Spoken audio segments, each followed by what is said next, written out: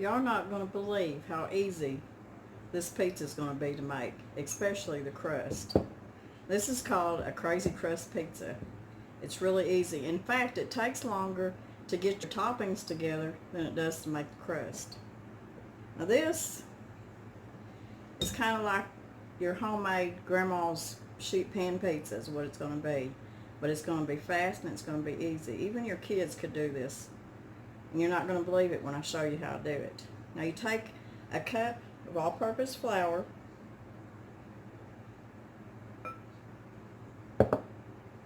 and a teaspoon of salt. I'm going to take a teaspoon of Italian seasoning. And yeah, you're going to put the Italian seasoning inside on your crust. You put it however much you really want. It calls for a teaspoon. I'm going to put just a pinch of pepper. And you can use cayenne pepper, red pepper if you want to, if you like it kind of spicy. So I got my flour and my salt, my Italian seasoning, my pepper, and I need 2 eggs.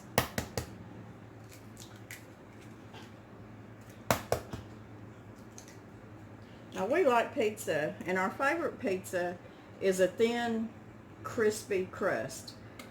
But, you know, that takes a lot of time to come in and bake your dough up, and you got to let it sit, and then you've got to roll that thing out and mess with it and pull on it.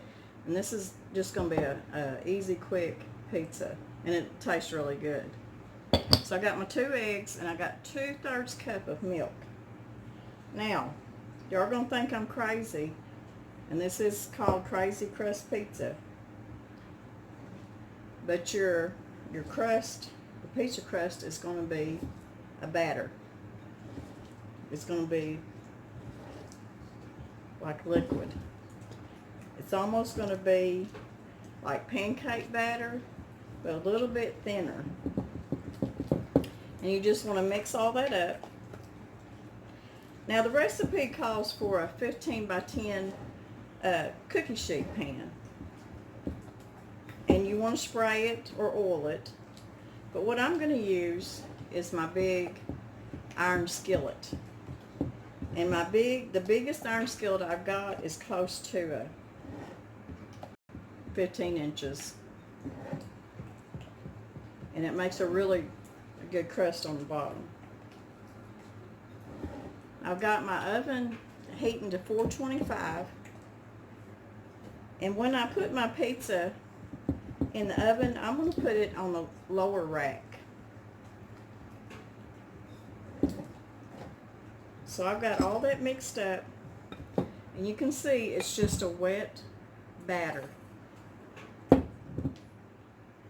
Now I know y'all thinking I'm crazy, and I am. So now all we got to do is get it in our skillet or our 15 by 10 cookie sheet. I'm going to pour my batter into my big iron skillet.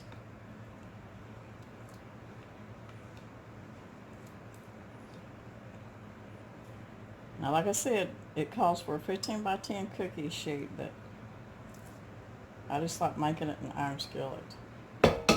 And I'm just going to kind of spread it around, or you can just tip your pan like this, either way. This would be so much fun for kids. It'd be so easy for them to make a pizza. Now that does look pretty thin, but it's going to puff up a little bit. It will get thicker. Now, the next step is even crazier, because what you're going to do on top of this batter is you're only going to put your meat. Now, if you're just making a cheese pizza, you'll just go ahead and put this pan in your oven and cook it for 20 minutes. But because I'm putting pepperoni and Italian sausage, that's the first thing I'll be putting. That's the only thing I'll be putting on this batter at this point. Now I've got some Italian sausage. And I kept it in big chunks this time instead of breaking it up. That way it'd be just a little bit meatier. A little bit more meat in your bite. I love Italian sausage on a pizza. Whenever we go out to eat pizza, I always get Italian sausage on it. So just put whatever meat, Canadian bacon, hamburger meat.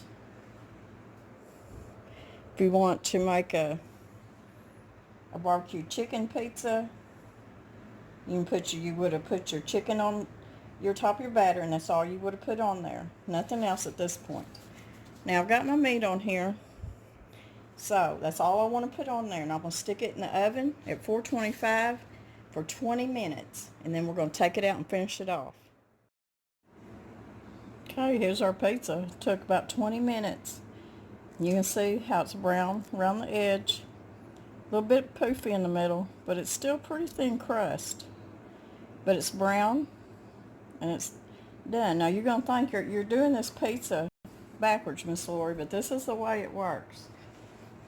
So now that our crust is done and I've removed it from the oven, what you're going to do is you're going to take your pizza sauce, whatever kind of sauce you like. You can even use a pesto if you want to make a fancy pizza with some pesto on it.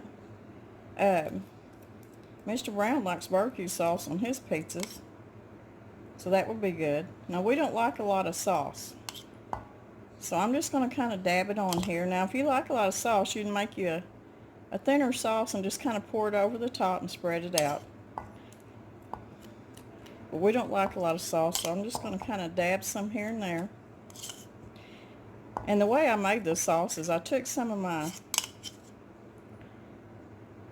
dehydrated powdered tomatoes and put me a little bit of water in it. Put me some Italian seasoning and garlic, a little bit of olive oil, and made me a paste out of it. And that's about all that we want. Now if I had fresh tomatoes out of the garden, I'd put me some fresh tomatoes on this pizza.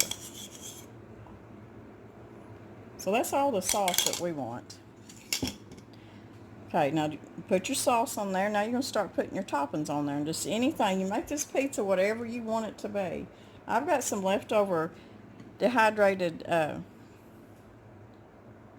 bell peppers and mushrooms that I used in my quiche video, and I had some of it left over still in the refrigerator, so I'm going to use the rest of it.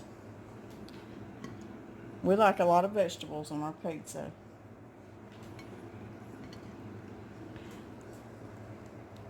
Such an easy pizza. And I've got some red sweet peppers. And I bought these at the Dollar Tree. And they're really good. They're really sweet. I think they're going to give this pizza a really good taste. So I'm going to put some red sweet peppers on here. And I'll show you what I bought. Because I think I'm going to buy a bunch more and put them in the pantry.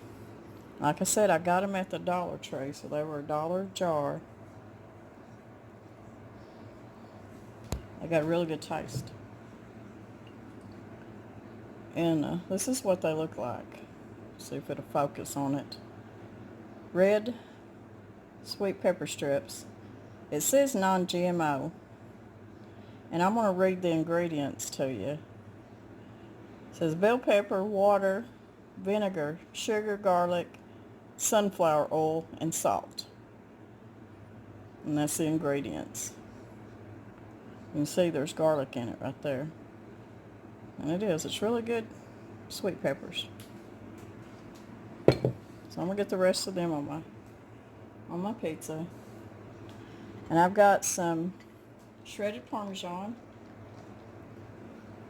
And my daughter-in-law makes a really good chicken Alfredo pizza. If you like stuff like that.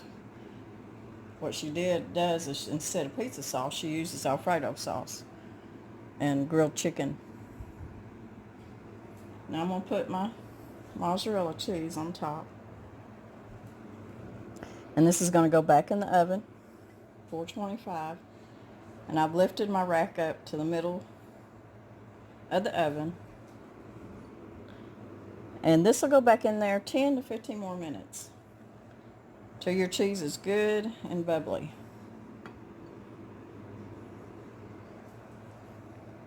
So that's all there is to it. Like I said, you can put anything on your pizza that you want. I'm just using what I've got. So I'm going to get this back in the oven 15 to 20 minutes. Okay, here's our pizza. And before I put it in the oven, I said 15 to 20 minutes, and I meant 10 to 15 minutes.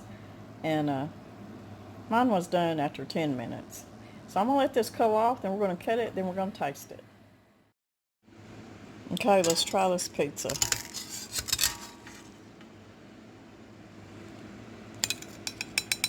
Now, this one turned out pretty thin. The last one I made in a 15 by 10 cookie sheet. And if you like thick pizza crust, it was good though.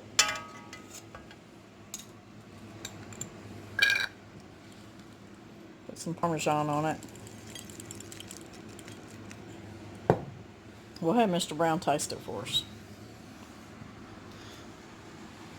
I know it won't be no good. Probably not.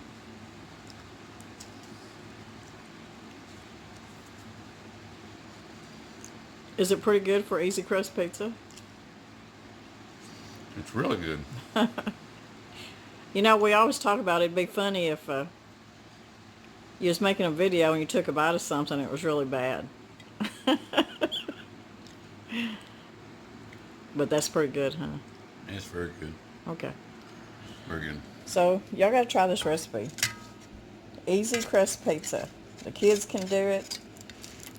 It's really good. If y'all like this recipe, give me a thumbs up. Subscribe if you haven't subscribed. Share it. And y'all come back and see me. God bless.